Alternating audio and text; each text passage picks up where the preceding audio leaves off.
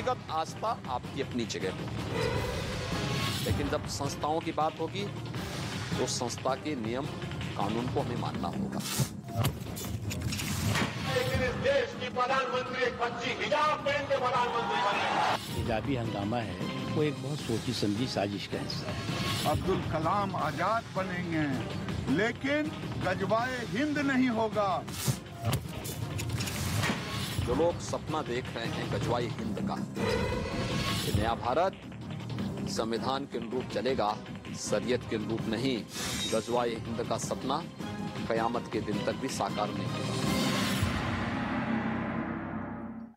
नमस्कार, मैं रीमा प्रसाद। इस वक्त आप देख रहे हैं डंके की चोट पर, और डंके की चोट पर आज मैं सवाल पूछ रही हूं रामपुर से। रामपुर वो जगह जो मुस्लिम सियासत का गढ़ रहा है, जहां सियासत के आजम बने हैं, इसी रामपुर से सियासत करते हुए। और सिर्फ मैं रामपुर की बात करूं तो इस रामपुर में हमेशा से मुस्लिम सियासत का दबदबा रहा है, ये वो गढ़ है। लेकिन आज सवाल जो मैं दर्शकों के सामने पूछने जा रही हूं यहां रामपुर से खड़े होकर, वो सवाल बेहद अहम है कि आखिर क्या वजह है कि 2015 विधानसभा चुनाव से पहले, 2014 लोकसभा चुनाव से पहले, 2019 लोकसभा चुनाव से पहले हर बार एक प्रोपेगेंडा तैयार होता है। और यही इस वक्त चुनावी माहौल है, यानी देश के सबसे बड़े सूबे में चुनाव है, तो हिजाब की आड़ में आखिर कौन सियासत कर रहा है, इसके पीछे क्या मकसद है? क्योंकि एक के बाद कांग्रेस पार्टी से लेकर AIM तक के जो नेताओं के बयान है, उससे बिल्कुल संकेत मिल रहा है कि कुछ ना कुछ बातें जरूर है जिसको हिजाब के आड़ में सियासत की जा रही है।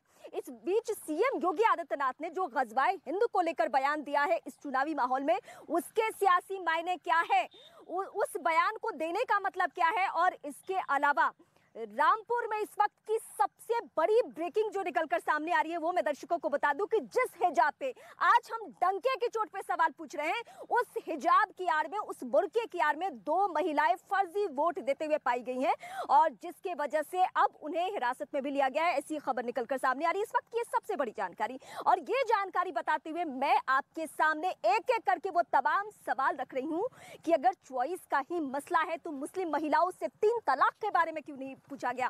अगर चॉइस का ही मसला है तो मुस्लिम महिलाओं से उनकी शिक्षा के बारे में क्यों नहीं पूछा गया? अगर चॉइस का ही मसला है तो कभी उनको लेकर हलाला के मसले पर क्यों नहीं उनसे बातचीत की गई? ये तमाम जो मसले हैं ये ज्वलंत मामले हैं और इस पे कभी भी बात नहीं की गई है। इसके अलावा देश के प्रधानमंत्री नरेंद्र मोदी ने कुछ ही दिन पहले एक बयान दिया था, और उस बयान में सीधे सीधे ये कहा गया था, उस बयान में सीधे सीधे प्रधानमंत्री मोदी की तरफ से यह कहा गया था, देश के प्रधानमंत्री ने यह बातें कही थी कि 3 तलाक पे जब हमने फैसला लिया उसके बाद, मैं इस बीच अब गेस्ट का रुख करूंगी। एक बड़ा पैनल हमारे साथ जुड़ रहा है। शिवम त्यागी पॉलिटिकल एनालिस्ट है, तारिक अहमद समाजवादी पार्टी से हैं, समीर सिंह बीजेपी से हैं, मौलाना शाजिद रशीदी ऑल इंडिया इमाम एसोसिएशन से, संजीव अनिवाल इस वक्त मेरे साथ जुड़ चुके हैं। संजीव जी, मैं आपसे ये समझना चाहती हूँ, देश के प्रधानमंत्री नरेंद्र मोदी की जो बातें मैं कोट करना चाहती कि 3 तलाक मसले को लेकर मुस्लिम महिलाओं ने देश के PM और बीजेपी को वोट करना शुरू किया गया था। कुछ लोगों को ये बातें नागवार गुजरी। क्या ये इसी तरीके से सियासत आगे बढ़ रही है?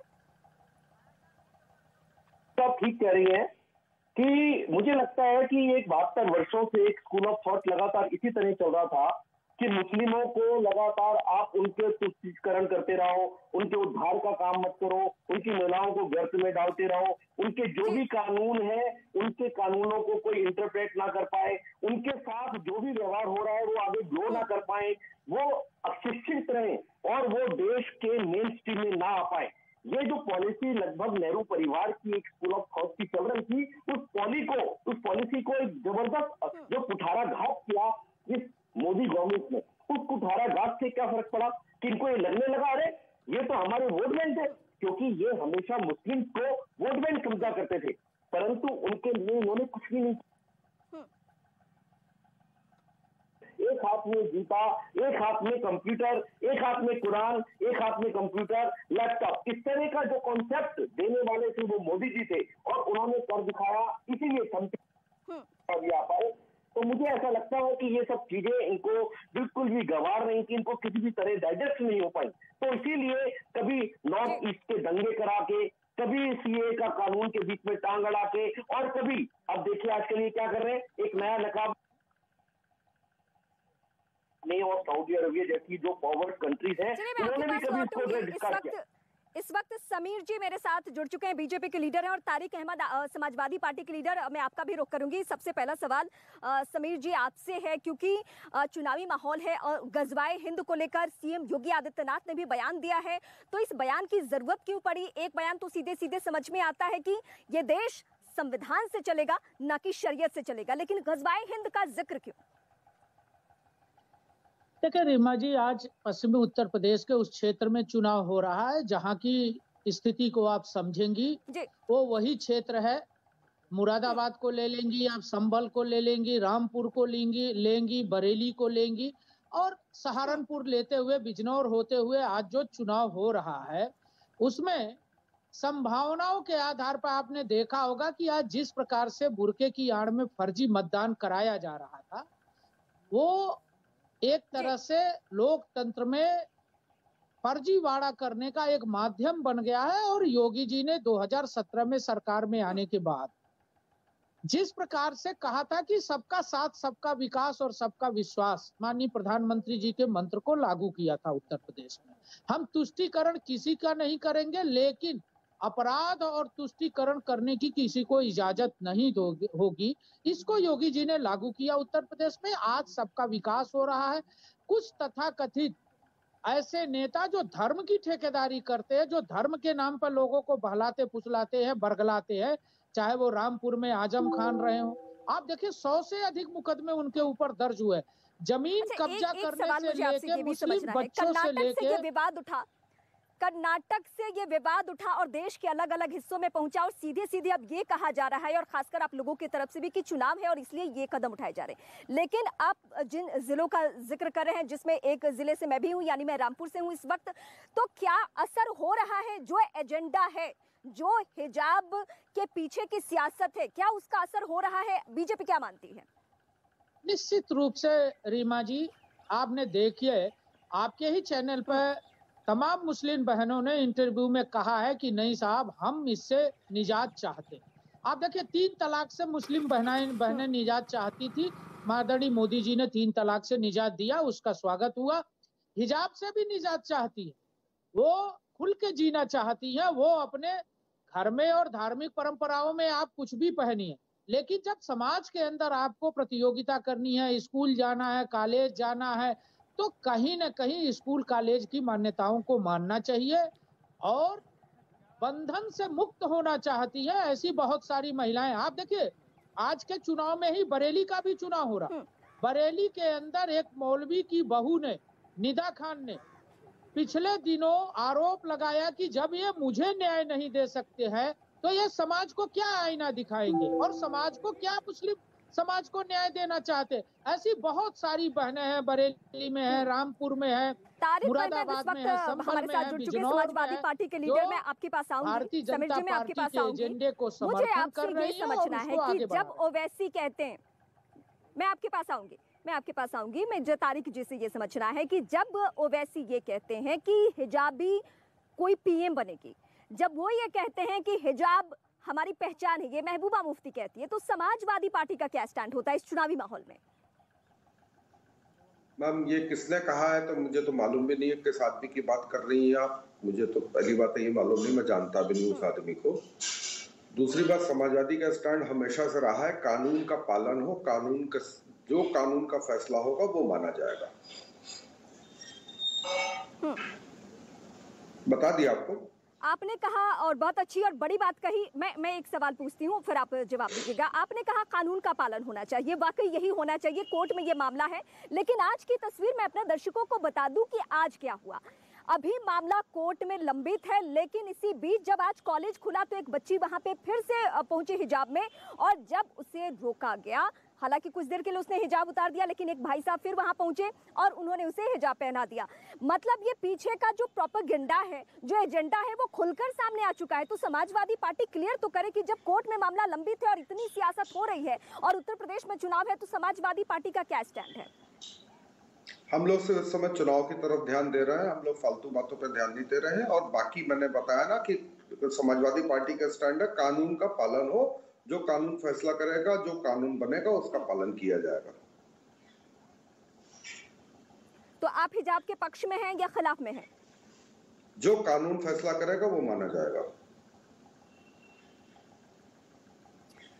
इस वक्त मैं और मेहमानों का रुख करूंगी।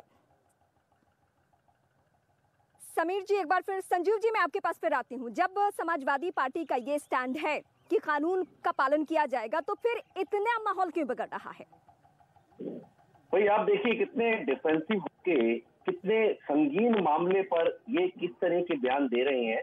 मुझे समाजवादी पार्टी से, क्योंकि मैं पॉलिटिकल आदमी नहीं हूँ, परंतु कम से कम इनको खुल के वोकल होकर इतने बड़े मुद्दे पर बोलना चाहिए। क्यों नहीं बोलना चाहिए?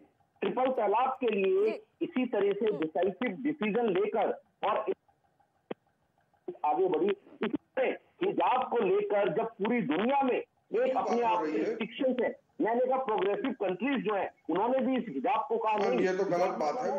मैं आई एम सॉरी टू से आई हैव टू मूव। आप नहीं मैम, मुझसे पूरा हिजाब पे बात किया है। आई एम सॉरी टू से आई हैव टू मूव। जब आपको समय मिला तो बात कर सकती हो तो बात कर लिया, नहीं तो पूरा हिजाब पे ही डिबेट चल रही है। जब आपको समय मिला तो आप बोले नहीं। जब मैं आपसे कुछ पूछना चाह रहा हूं तो आप जो है वो उसको रेसिप्रोकेट कर रहे हैं। आप देखिए कि पूरे सऊदी अरबिया में क्या हुआ। अगर इसको मुस्लिम कंट्री समझ के, मुस्लिम कंट्रीज में जब इस तरह के स्ट्रक्चरल इतने जबरदस्त रेवोल्यूशनरी फैसले हो सकते हैं, ड्राइविंग कर सकती हैं महिलाएं, आर्मी में जा सकती हैं महिलाएं, वहां की लोकल आर्मी सऊदी अरबिया के जो है बिन सलमान ने बोला है, कहाँ बोला है, 2020 में जाके अमेरिका में बोला है कि हाँ हम इस नकाब को हटा,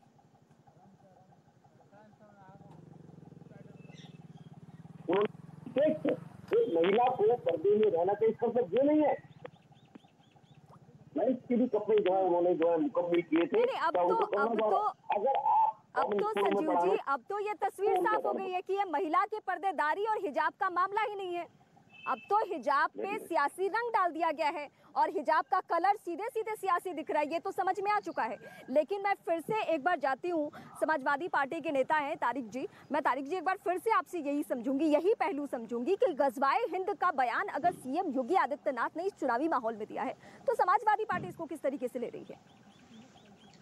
मैम आप ये देखिए, इनके पास कोई मुद्दा है नहीं, ये कोशिश कर रहे हैं हिंदू मुस्लिम करने की, तो जो हो नहीं पा रहा है और ना कभी हो पाएगा। इनका अपना मामला ये है कि ये दिमागी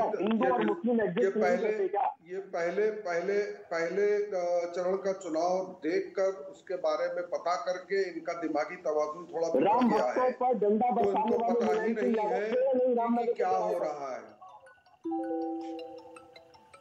राम भक्तों पर डंडा बजाने वाले कौन थे? मुलायम सिंह यादव थे, आपको ध्यान है ना? अच्छा, तो वही मुलायम सिंह यादव के बाद एक कल्याण सिंह नाम के चीफ मिनिस्टर हुए थे जिन्होंने जाके कोर्ट में बाकायदा लिखित माफी मांगी थी और उनको 1 दिन की जेल हुई थी। उन्होंने क्यों माफी मांगी कोर्ट में जाकर और उनका जेल क्यों हुई? वो तो आप तो हमेशा हिंदू रहे हो, क्यों हो गया ना? कल्याण सिंह जैसे व्यक्ति को जो कि राष्ट्रवादी थे, हिंदुवादी थे, कल्याण सिंह ने माफी क्यों मांगी थी? कल्याण सिंह ने माफी क्यों मांगी थी?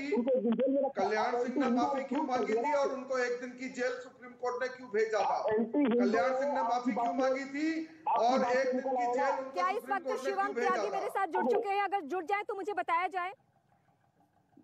कल्याण सिंह ने 1 दिन की माफी क्यों मांगी थी और क्यों 1 दिन के लिए जेल गए थे? और आपने कल्याण सिंह जैसे व्यक्ति को 1 दिन जेल में डाला। कल्याण सिंह एक दिन की सजा काटे हुए सजा याफ्ता थे। कल्याण सिंह एक दिन की सजा काटे हुए सजा याफ्ता थे।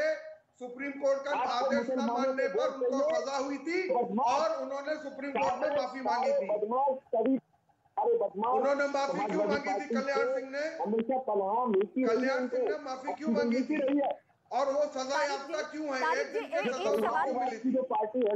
एक सवाल मेरा ये है कि अभी आप बचने की कोशिश कर रहे हैं इस चुनावी माहौल में, बहुत सेफ साइड चल रहे हैं, बहुत सेफ साइड आप चल रहे हैं कि नहीं हम तो जो कानून कहेगा मानेंगे, लेकिन आपकी पार्टी के नेता कहते हैं कि नहीं जो कुरान कहेगा वो मानेंगे, तो ये डबल स्टैंडर्ड क्यों दिख रहा है?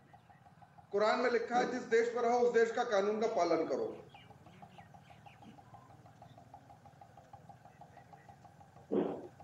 कुरान में में अगर लिखा है तो फिर ये कहाँ लिख दिया गया है कि हिजाब के लिए इतना विवाद करो? फिर ये किस कुरान के किस पन्ने में ये लिख दिया गया है कि हिजाब के लिए इतना विवाद करो? जो देश का कानून जब कोर्ट ने कह दिया है कि अभी तो कानून का तो पालन हो नहीं रहा है और इस पर समाजवादी पार्टी का कोई स्टैंडिंग है? जो कानून का पालन तो नहीं हो रहा है ना इस देश में। जब मामला कोर्ट में है हिजाब को, लेकिन नहीं हो रहा है, अगर अभी कानून का पालन नहीं हो रहा है तो फिर समाजवादी पार्टी का कोई तो स्टैंड होगा, क्योंकि देश के सबसे बड़े सूबे में अगर आप सरकार बनाने जा रहे हैं और वहां पे 20% तकरीबन अगर मुस्लिम आबादी है और मुस्लिम आबादी की परेशानी अगर ये है तो आपको तो स्टैंड लेना पड़ेगा। जो देश का कानून होगा उसका पालन होगा। बीजेपी के लीडर के पास मैं इस वक्त फिर से रुख करूंगी। समीर जी, क्या समाजवादी पार्टी आज जो इस तरीके से स्टैंड लेने की कोशिश करेगी, जो इस देश का कानून कहता है वही मानेंगे? क्या ऐसा होता रहा है? क्या समाजवादी पार्टी का यही स्टैंड रहा है, या इनके जो चेहरे हैं पार्टी के, उन्होंने वक्त वक्त पे क्या बयान दिया है वो सब हम याद दिलाएं? देखिए रीमा जी, अभी मैं समाजवादी पार्टी के प्रवक्ता को सुन रहा था, इनके पास कहने को कुछ नहीं है, इनका चेहरा बेनकाब हो गया है। आप अखिलेश यादव जी को लेके देखिए, अभी हमारे एक साथी मुलायम सिंह की चर्चा कर रहे थे, राम मंदिर आंदोलन में कारसेवकों पर गोली किसने चलाई? मुलायम सिंह ने। उन्होंने कहा साहब अगर और भी मारना पड़ेगा तो मैं मारूंगा। आतंकवादियों से मुकदमा वापस कौन लिया? समाजवादी पार्टी की सरकार ने। जिन्ना की बात किसने की? अखिलेश यादव ने। आतंकवाद कौन फैला रहा है? अखिलेश यादव जी। पाकिस्तान की तारीफ कौन करता है? कांग्रेस पार्टी करती है। और रामपुर के अंदर आप खड़ी हो, आजम खान को किसने संरक्षण दिया? भ्रष्टाचार करने का, अपराध करने का समाजवादी पार्टी ने। इनके सांसद टीएस हसन मुरादाबाद से सांसद है, उन्होंने कहा तालिबान अच्छे हैं और तालिबान में अच्छी सरकार बन गई जब तालिबानियों ने अफगानिस्तान पर कब्जा कर लिया। इनके सांसद है शफीकुर रहमान। इस बीच शिवम त्यागी पॉलिटिकल एनालिस्ट इस वक्त मेरे साथ जुड़ चुके हैं। मैं समीर जी आपके पास आऊंगी और समाजवादी पार्टी से तो सवाल जरूर पूछूंगी, क्योंकि मैं रामपुर में हूं और रामपुर की तरफ जब देखा जाता है तो समझ में आता है कि यहाँ पे समाजवादी पार्टी ने जो जो स्टैंड लिए हैं उसका क्या असर होता है, ये रामपुर से समझ में आता है। शिवम त्यागी, अभी जब तक आप नहीं थ्रू हुए थे, जब तक आप नहीं जुड़े थे हमसे, तब तक समाजवादी पार्टी का ये कहना है हिजाब के मसले पर कि जो देश का कानून कहेगा वही हम मानेंगे। क्या ऐसा होता हुआ दिख रहा है आपको? क्या हिजाब के मामले पे देश का कानून माना जा रहा है, फॉलो किया जा रहा है? और समाजवादी पार्टी जो आज ये कह रही है उस कहने के पीछे है क्या? रीमा जी, कहने के पीछे कुछ नहीं है। अभी बंगाल में आपने अगर देखा होगा तो मुर्शिदाबाद में, जहां पर 62% मुस्लिमों की जनसंख्या है, एक बेटी को रोक दिया गया प्रिंसिपल के द्वारा ये कहते हुए कि आपने पूरा बुर्का हिजाब पहना हुआ है, आप अंदर नहीं जा सकती। उसके 15 मिनट बाद वहां पर हजारों की संख्या में पूरे स्कूल को घेर लिया गया और कहा गया कि प्रिंसिपल को हमारे हाथ हवाले कर दीजिए, हम उसको जान से मार देंगे। बड़ी मुश्किल से पुलिस ने कंट्रोल की चीजें। हिजाब पर साफ स्टैंड है समाजवादी का, वो खूब खुलकर बोल रहे हैं, बड़े नेता खुलकर बोल रहे हैं कि हिजाब मैंडेटरी है, कोई किसी को रोक नहीं सकता। ट्विटर उठाकर देख लीजिए, सब समाजवादी नेताओं का एक ही नारा है कि किसी भी तरह से हिजाब को जो है हर जगह अलाउ किया जाना चाहिए। मेरे कुछ सवाल हैं, मैं आपसे आपके माध्यम से पूछना चाहता हूं। कानून की बड़ी कानून की बात करते हैं ये लारी जी।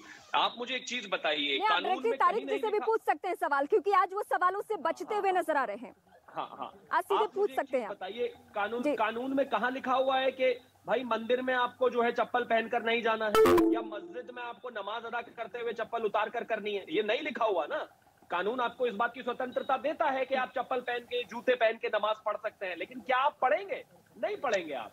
इसी तरीके से कल अगर स्कूल कॉलेज में अगर हिजाब की बात आती है, हिंदू कल भगवा पहनकर जाएगा, मुस्लिम कल जो है टोपी पहनकर और ये हिजाब पहनकर जाएंगे, क्रिश्चियन कल पूरा पादरी की ड्रेस पहनकर जाएगा। साथ साथ ये भी बताते चलिए, अब तो ये मामला हिजाब का रहा नहीं ना शिवम त्यागी। मैं तो आपसे ये समझना चाहती हूँ, ये पहलू समझना चाहती हूँ, क्योंकि आप हर मसले पे बेबाक रहते हैं कि अब तो ये हिजाब का मामला ही नहीं है, अब तो इस हिजाब पे सियासी रंग चढ़ा हुआ है। ये तो देश में चुनाव हो रहा है, उसको देखते हुए सारे स्टेटमेंट दिए जा रहे हैं। शिवम त्यागी, देखिए, ये हिजाब का मसला पहले भी नहीं था इस देश में, पहले भी सब लोग हमेशा से साथ रहे हैं, सब साथ में पड़े हैं और अभी भी नहीं है। ये मसला सिर्फ पॉलिटिकल प्रोपेगेंडा करने का ही है, ये मसला सिर्फ एक बार फिर से कहीं ना कहीं मैं कहना चाहूंगा कि राजनीति के चक्कर में विपक्ष के लोग किस तरीके से इस देश की बदनामी कराने पर उतारू हो जाते हैं। ये अपने आप में एक पाकिस्तान जहां पर इतना बुरा हाल है, धार्मिक एकता के नाम पर वहां किस तरीके से हिंदुओं और सिखों पर अत्याचार होता है, उस जैसा देश भी इस बात को कह रहा है कि मेरे देश में बुर्के पर बात होनी चाहिए, हिजाब पर बात होनी चाहिए। ये इनको राजनीति करने से पहले सोचना चाहिए। आपको माइनॉरिटी अपीजमेंट करना है, करिए। आपको मुसलमानों के वोट चाहिए, आप लीजिए। लेकिन उसके चलते आप इस देश के भविष्य को, इस देश के स्कूलों को, इस देश के बच्चों को शिवम जी, कल ये आने वाले समय में अगर 80% की 85% 80% अगर इस देश में हिंदू है, वो इस तरह की बातें करने लगेगा तो कैसा लगेगा? क्या बच जाएगा इस देश में? क्या इस देश के एजुकेशन सिस्टम को आप इस लेवल तक करप्ट कर देना, खत्म कर देना चाहते हैं? सीएम योगी ने कहा कि मैं भगवा धारण करता हूँ, क्या मैं प्रदेश के सारे लोगों को भगवा धारण करने के लिए कह दूं? ये सीएम योगी ने कहा है और इसमें भी मैसेज छुपा हुआ है, जिसको समझना है वो बेहतर तरीके से समझ सकता है। मौलाना साजिद रशीदी इस वक्त मेरे साथ जुड़ चुके हैं, आपका बहुत स्वागत है। सीधा सवाल आपसे ये है कि क्या अभी भी आपको ये लगता है कि ये सिर्फ हिजाब की बात है, या अब आप स्वीकारेंगे कि ये इसके पीछे सियासी रंग है? एक कहावत है कि उल्टा चोर डांटे कोतवाल को। अभी मैंने प्रवक्ता बीजेपी को सुना है जी, जिसको बोलिए सुनकर हर कोई सेकुलर आदमी उसको अच्छा नहीं समझेगा। सीएम योगी को इस तरह का बयान दे देना कि साहब गजवाए हिंद वाले समझ लें और फला आदमी समझ लें, ये क्या कहना चाहते हैं भाई? आप एक प्रदेश के सीएम है, आप भगवा धारण करके रहते हैं। हमने कभी कहा आपसे कि आप भगवा धारण क्यों करते हैं? जबकि संविधान में ये क्लोज है कि आप किसी मजहब का प्रचार नहीं कर सकते संवैधानिक पद पर रहते हुए। आप भगवा धारण किए हुए हैं। पहलू को साफ कर दिया है कि हमने भगवा धारण किया है, हम लोगों को नहीं कह रहे हैं, वो प्रदेश के लोगों को नहीं कह रहे हैं, वो हिंदू धर्म में आस्था रखने वालों को नहीं कह रहे हैं कि आप भगवा धारण कर लीजिए। लेकिन आपने कहा ना कि सारी महिलाओं को हिजाब के दायरे में रहना है, आपने कहा ना ये। मैडम बात सुनिए, बुर्का जो है हमारे धर्म का अभिन्न अंग है, पर्दा हमारे धर्म का अभिन्न अंग है। इसमें सिर्फ इतना हो सकता है कि कोई भी कॉलेज, कोई भी स्कूल ये कह सकता है कि भाई आप जो हिजाब डालते हैं, जो बुर्का पहनते हैं, वो हमारी जो यूनिफॉर्म है उसके रंग के अकॉर्डिंगली आइए, उसमें कोई हर्ज नहीं है। लेकिन आप कहें कि आपको बुर्का ही नहीं पहनना है, आपको पर्दे में ही नहीं रहना है, आपके धर्म का अभिन्न अंग है, तो क्या इस देश में कोर्ट की मानेंगे आप? कोर्ट की आप मानेंगे? देश के प्रधानमंत्री, सूबे के सीएम को आपने मानना छोड़ दिया, देश के कोर्ट को मानेंगे? कर्नाटका हाई कोर्ट के जजमेंट का इंतजार करेंगे? सुप्रीम कोर्ट अगर दखल करे तो इंतजार करेंगे आप? रीमा जी, हमने कोर्ट को जब भी माना है जब सुप्रीम कोर्ट ने तमाम चीजें कहने के बावजूद और ये मानने के बावजूद कि बाबरी मस्जिद इनलीगल तोड़ी गई है, और ये कहने के बावजूद कि उन पर सजा होनी चाहिए उन लोगों को, फिर भी ये जगह मैं राम मंदिर को देता हूं, तो हमने उसको भी माना है ना। कहां हमने कोर्ट को नहीं माना? कौन कहता है मुसलमान कोर्ट को नहीं मानता? संजीव अनिवाल, इस वक्त मैं आपसे, हमने माना है। संजीव अनिवाल, मैं आपसे ये पहलू समझना चाहती हूँ, जिस तरीके से अब ये बातें सामने आ रही है कि हमारे धर्म का ये अभिन्न अंग है, ये कितने दिनों से हो गया? वास्तव में दो बातें यहाँ आपके दर्शकों को क्लैरिटी से पता होनी चाहिए। एक है कॉन्स्टिट्यूशनल लॉ और एक है रीजनल लॉ या लोकल लॉ या किसी एक धर्म के लॉ। तो कॉन्स्टिट्यूशन ऑफ इंडिया का जो लॉ है सुपरसीड करता है, वो अम्ब्रेला लॉ माना जाता है, बाकी के लॉ जो है उनको ओवरलैप करता है। अगर आप किसी लॉ को, शरीयत लॉ को यहाँ लागू करना चाहते हैं, आप चाहते हो कि आपके घर में बुर्का पहना जाए, इंस्टीट्यूशन खोलिए, उन इंस्टीट्यूशन से अपने बच्चों को, अपनी बच्चियों को भेजिए। पर अगर आप आम लोगों से कम्पीट करना चाहते हैं तो जो होगा वो कहेगा यूनिफॉर्म को पहनकर आप आ सकते हैं, यूनिफॉर्म का आपको पालन करना होगा। और जहां तक है, अगर संसद पास करती है, अगर कानून पास करता है, लेजिस्लेटर पास करते हैं कि ये यूनिफॉर्म पहनकर एक स्टेट का गवर्नर या एक स्टेट का जो है चीफ मिनिस्टर आ सकता है, राज कर सकता है, तो वो बाकी भी चीफ मिनिस्टर को फॉलो करना चाहिए। पर यहाँ एक इंस्टीट्यूट ने कहा है कि हमारे यहाँ पर ये नहीं चलेगा बुर्का, क्योंकि हम यूनिफॉर्मिटी चाहते हैं, हम एक साथ चलना चाहते हैं, एक साथ खाना चाहते हैं, डिसिप्लिन बनाना चाहते हैं, तो आपको law of the land follow करना पड़ेगा। आप दादागिरी नहीं दिखा सकते कि नहीं शरीयत ही चलेगा। शरीयत लॉ को ओवरलैप कॉन्स्टिट्यूशन लॉ करता है, कॉन्स्टिट्यूशन लॉ सबसे ज्यादा ओवरलैप करता है। आप बताइए, आप मुझे इनसे पूछिए, आप शरीय स्वभाव को अहमियत देते हैं, कॉन्स्टिट्यूशन ऑफ इंडिया को अहमियत देते हैं, शाशिर जी किसको अहमियत देते हैं? जवाब।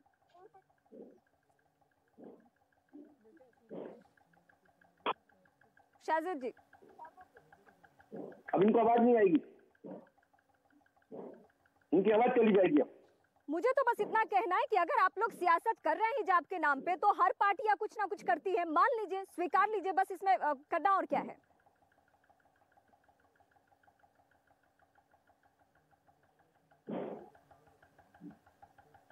हेलो जी, मुझे गेस्ट की आवाज नहीं आ रही है भाई, गेस्ट की आवाज नहीं आ रही है। जाती हूँ शिवम त्यागी, अभी बीते एक हफ्ते से जो स्थिति रही है और जिस तरीके से स्टेटमेंट एक के बाद एक आए हैं, चाहे वो ओवैसी की स्टेटमेंट हो हिजाबी पीएम को लेकर या और बड़े स्टेटमेंट हो, कांग्रेस पार्टी का स्टैंड तो शाहबानों से लेकर अभी तक क्लियर है, उसमें तो कुछ कहने की बात ही नहीं कि कांग्रेस पार्टी क्या करती है इस मसले पे। क्या ये सरासर राजनीति नहीं है, और अगर राजनीति है तो फिर स्वीकार क्यों नहीं कर रहे हैं सब? नहीं, बिल्कुल राजनीति है इस देश में। शाहबानों से पहले भी माइनॉरिटी अपीसमेंट, मुस्लिम तुष्टीकरण, खास तौर पर इस देश में जब इमरजेंसी लगाकर इस देश के कॉन्स्टिट्यूशन में, प्रिएम्बल ऑफ कॉन्स्टिट्यूशन में सेक्युलर शब्द डाला गया, उस दिन के बाद से आज तक देश में मुख्य रूप से माइनॉरिटी अपीसमेंट चलता रहा है। बहुत कोई नई बात नहीं है। चाहे एक 12 साल की महिला, आप मेंटेनेंस का, कोर्ट ने कहा कि उसको मेंटेनेंस देना चाहिए, चाहे को मेंटेनेंस ना देने की बात रही हो, चाहे इसके नमक 51 चाकमाने की रही हो, ये तालिबान तो है, चाहे इसके अलावा जितने भी तमाम लोग हैं वो उनकी बात रही हो, ये अपने आप में है। और जहां तक बात आज महिलाओं की और बच्चों के हिसाब की है, आप तमाम तरह की राजनीति करिए, कोई परेशानी नहीं है, लेकिन आज आप देखिए ना, अफगानिस्तान में जहां पूरा का पूरा एक देश बर्बाद हो गया इस बात पर, बाकी महिलाओं से पूछिए वो बेचारी किस तरीके से सर्वाइवल करती है, वो अपने आप बीती बताती है किस तरीके से वहाँ। नहीं, हमें तो सबसे ज्यादा शिवम त्यागी हैरानी इस बात को लेकर है कि हमारे देश में, भारत में, मुझे तो बहुत तकलीफ होती है ये बताने में कि महिलाओं को आड़ लेकर सियासत की जा रही है और तालिबान के मुरीद हमारे मुल्क में भी है। ये सबसे ज्यादा हैरान करने वाला पहलू है। लेकिन संजीव जी, आखिरी कमेंट मैं आपसे लूंगी क्योंकि अब वक्त की कमी है। रामपुर से मैं तस्वीरें लगातार दर्शकों को दिखाती रही हूँ कि आज यहाँ पे क्या स्थिति रही है, लेकिन मुझे आखिरी कमेंट आपसे ये लेना है कि ये जो सियासत हो रही है, जब सीएम योगी कहते हैं 80 बनाम 20 तो उसमें हिंदू मुस्लिम समझ में आता है, और जब हिजाबी पीएम कहा जाता है तो कहते हैं कि नहीं, हमने तो ध्रुवीकरण किया ही नहीं है। इतने मासूम कब से बन गए हैं ये सब? ये बिल्कुल मासूम नहीं है। अगर 80-20 की बात करते जब भी कहा है 80 और 20 की बात, मुझसे पूछा है ना आपने, 80% वास्तव में हिंदुओं को एकत्र होना चाहिए, सेल्फ इंट्रोस्पेक्शन करना चाहिए, अपनी गुरेबान में झांकना चाहिए। हमें जो है, हमें जातिवाद से ऊपर उठ के और एक साथ इकट्ठे होके उनको ये जवाब देना चाहिए। मुझे लगता है कि एज ए न्यूट्रल इंटरप्रेटर, मैं पॉलिटिकल आदमी नहीं हूँ, आज सारे हिंदू समाज को यूनाइट होकर ये सोचना चाहिए, अगर ये सब ध्रुवीकरण कर सकते हैं तो ऐसे राष्ट्रवादी मुस्लिम के साथ मिलकर। शाहजहां जी, अगर आप तक आवाज पहुंच रही है और आप मेरा सवाल सुन पा रहे हैं तो मुझे आखिरी कमेंट आपसे बस यही लेना है। इस देश में बहुत सारे मुद्दे हैं सियासत करने के, कम से कम मैं हाथ जोड़ के आपसे विनती करती हूँ, ये महिलाओं को, बच्चियों को छोड़ दीजिए। तकलीफ होती है हम जैसे मजबूत महिलाओं को, जो चाहती हैं कि सब मुख्य धारा से जुड़े, सब आके मजबूती से कदम मिलाए मेल पर्सन के, लेकिन आप लोग महिलाओं की आड़ में सियासत कर रहे हैं, ये बहुत तकलीफ दे है। कम से कम किसी और मुद्दे पे सियासत कीजिए आप लोग।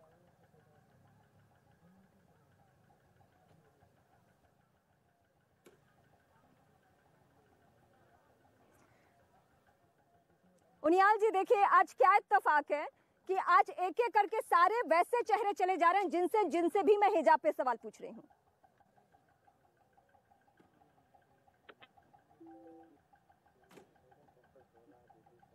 हेलो, चलिए, अभी तमाम मेहमानों का बहुत शुक्रिया। रामपुर से इस डिबेट के जरिए मैं अपने दर्शकों को बता रही थी कि मुस्लिम राजनीति के इर्द गिर्द किस तरीके से हिजाब को आड़ लिया गया है। आप तमाम मेहमानों का बहुत शुक्रिया। आगे भी हम डिबेट के जरिए जो भी हिजाब पे सियासत कर रही हैं उनको बेनकाब जरूर करेंगे।